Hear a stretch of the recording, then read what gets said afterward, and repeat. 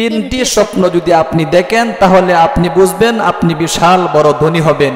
এই তিনটি স্বপ্ন কি কি ইনশাআল্লাহ আমি আপনাদেরকে সুন্দর করে বুঝিয়ে দিব। ভিডিওটা দেখতে থাকুন প্রিয় দিনী ভাই এবং বোনেরা। দেখুন, স্বপ্ন কিন্তু তিন প্রকার।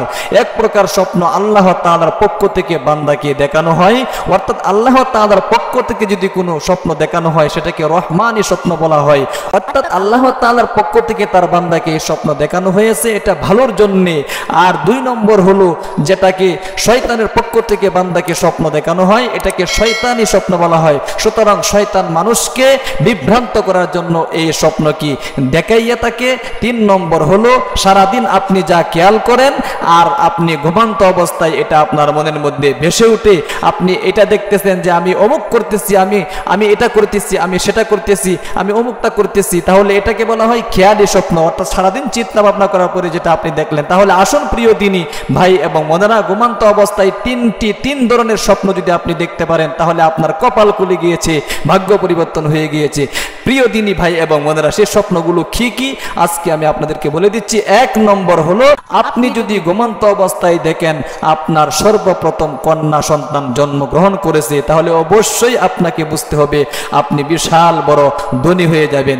এটা হলো এক নম্বর। আর এই স্বপ্নটা দেখার জন্য অবশ্যই আপনাকে আমল করতে হবে প্রিয় দিনী ভাই এবং বোনেরা। কি আমল করবেন? আপনি এশারের নামাজ পড়ে তারপরে ওযুর সাথে শুয়ে যাইবেন, ডান কাতে আপনারা কি করবেন? শুয়ে যাইবেন। আবার মনে মনে নিয়ত করবেন ফজরের নামাজ পড়ার জন্য, দোয়া দুরুদ কিছু পড়ে তারপরে শুয়ে যাইবেন। ইনশাআল্লাহ রাত্রি আপনি এরকম স্বপ্ন আল্লাহ তাআলার পক্ষ থেকে আপনাকে দেখানো হবে। এটা হলো এক নম্বর স্বপ্ন। স্বপ্নে যদি আপনি দেখেন আপনার কন্যা সন্তান সর্বপ্রথম জন্মগ্রহণ করেছে, অবশ্যই আপনাকে বুঝতে হবে আপনি বিশাল বড় ধনভাণ্ডারের অধিকারী হবেন, বিশাল বড় খাজানা আপনার একদিন হবে প্রিয় দিনী ভাই এবং বোনেরা। এটা এক নম্বর। দুই নম্বরে আসুন।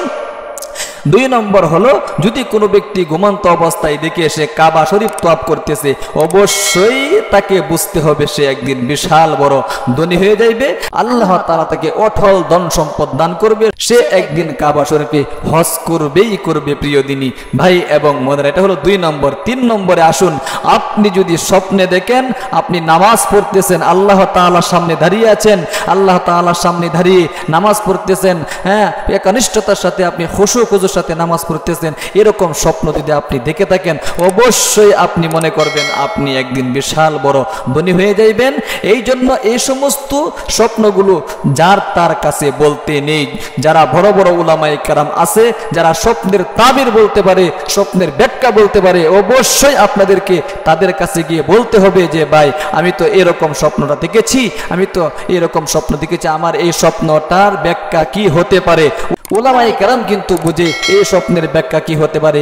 আপনি যার তার কাছে স্বপ্নের ব্যাখ্যা বলবেন না প্রিয় দিনী ভাই এবং বোনেরা। আশা করি বুঝতে পেরেছেন। তাহলে অবশ্যই প্রিয় দিনী ভাই এবং বোনেরা, এই গুরুত্বপূর্ণ স্বপ্নগুলো আপনাদেরকে দেখতে হলে অবশ্যই আপনি ওযুর সাথে ঘুমাবেন, এশারের নামাজটা পড়ে তারপরে আবার ফজরের নামাজ পড়ার নিয়ত করবেন। ইনশাআল্লাহ রাতে আপনি কিন্তু এই স্বপ্নগুলো দেখতে পারবেন। আর স্বপ্ন এইগুলো যদি আপনি দেখতে পারেন আপনার কপাল খুলে যাবে, ভাগ্য পরিবর্তন হয়ে যাবে ইনশাআল্লাহ। আল্লাহ তাআলা এই সমস্ত স্বপ্ন আপনাদেরকে দেখার তৌফিক দান করুক। আমিন। আপনিও কমেন্ট বক্সে ইনশাআল্লাহ আমিন বলে দোয়ার মধ্যে শামিল থাকবেন। ভালো থাকবেন, সুস্থ থাকবেন। দেখা হবে পরবর্তী ভিডিওতে। আসসালামু আলাইকুম ওয়া রাহমাতুল্লাহি ওয়া বারাকাতুহু।